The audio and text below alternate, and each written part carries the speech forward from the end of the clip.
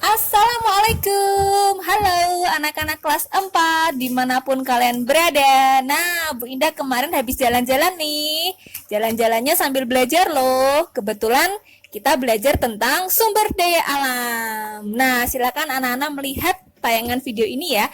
Nah, kemarin Bu Indah jalan-jalan itu lihat berbagai macam tanaman yang indah-indah di Bandung. Nah, seperti ini. Ya, lucu-lucu kan? Nah, silahkan anak-anak melihat tayangan video ini. Kemudian di akhir videonya, silahkan membuat ringkasan atau catatan tentang apa itu sumber daya alam, bagaimana saja jenis-jenisnya, dan yang terakhir, bagaimana kewajiban dan hak kita sebagai warga negara Indonesia untuk menjaga sumber daya alam kita. Oke ya, selamat belajar. Tema 1. Coba sekarang kalian perhatikan. Wah, ada pegunungan. Kemudian ada lautan. Ini semua ada di Indonesia. Betapa kayanya Indonesia ya. Benar sekali, Indonesia terkenal akan sumber daya alamnya. Apakah kalian tahu itu? Banyak sekali sumber daya alam yang ada di Indonesia. Kita wajib melestarikannya ya, agar tetap bisa kita manfaatkan dengan bijak. Sekarang, apa sih yang dimaksud dengan sumber daya alam? Sumber daya alam atau SDA adalah semua kekayaan alam yang dapat dimanfaatkan oleh manusia untuk memenuhi keperluan hidupnya. Berdasarkan sifatnya, sumber daya alam dibedakan menjadi dua, yaitu sumber daya alam dapat diperbaharui dan sumber daya alam tidak dapat diperbaharui. Yang pertama, sumber daya alam dapat diperbaharui, yaitu sumber daya yang akan ada terus-menerus dan cepat pulih kembali. Jika kalian menggunakan dalam jangka waktu yang lama, kita bisa memperolehnya kembali dalam kurun waktu yang tidak lama. Sumber daya alam yang dapat diperbaharui nanti dibedakan menjadi dua, yaitu hayati dan non-hayati. Hayati berasal dari makhluk hidup seperti tumbuhan dan hewan. Contoh sumber daya hayati tumbuhan atau biasa yang kita sebut dengan nabati, yaitu ada buah-buahan, ada jagung, ada sayur, dan sebagainya. Sedangkan sumber daya hayati hewan atau biasa kita sebut hewani, ada ikan, ayam, sapi, dan sebagainya.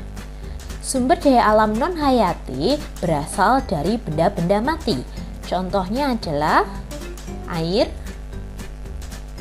bebatuan, sinar matahari, dan sebagainya. Yang kedua adalah sumber daya alam tidak dapat diperbarui. Sumber daya ini akan habis dan proses pembentukannya memerlukan waktu yang sangat lama. Sumber daya alam tidak dapat diperbaharui dibedakan menjadi tiga. Ada energi, mineral logam, dan mineral non-logam. Contoh dari energi yaitu minyak bumi, gas alam, dan batu bara.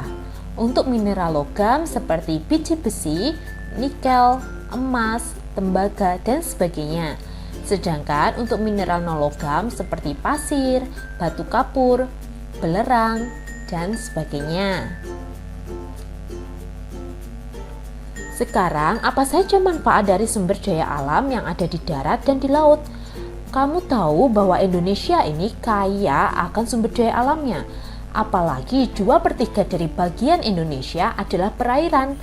Oleh sebab itu, Indonesia dijuluki sebagai negara maritim.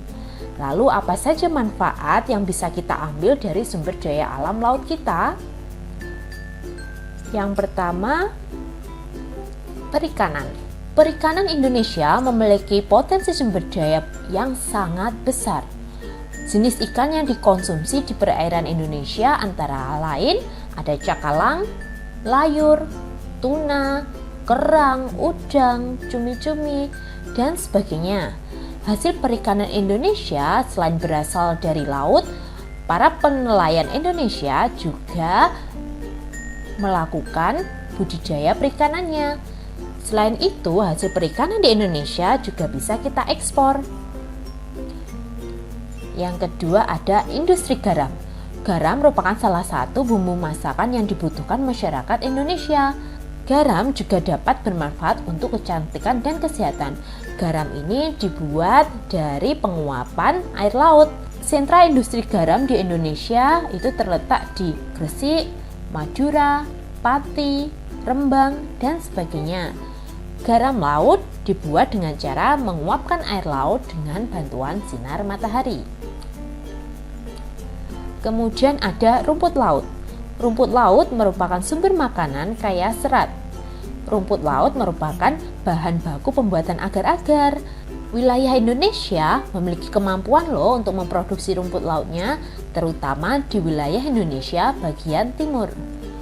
Selain itu, sektor yang paling terbesar dari sumber daya laut adalah dari segi pariwisatanya. Sebagai negara maritim, Indonesia memiliki banyak pantai. Nah, pantai ini sangat indah pemandangannya, sehingga bisa menarik para wisatawan dari negara kita maupun dari luar negeri. Sekarang pemanfaatan sumber daya alam yang ada di darat. Indonesia terkenal akan pertaniannya dan perkebunannya yang sangat luas.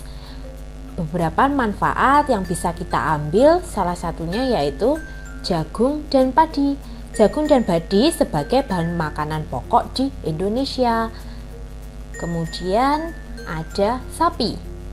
Sapi bisa kita ambil daging dan susunya. Kemudian ada emas. Emas bisa kita manfaatkan untuk perhiasan. Itu semua adalah pemanfaatan sumber daya alam yang ada di darat maupun yang ada di laut.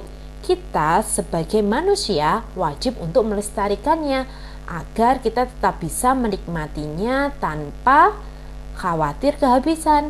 Semoga kalian semua sebagai generasi penerus bangsa ini, kalian bisa melestarikannya dengan baik.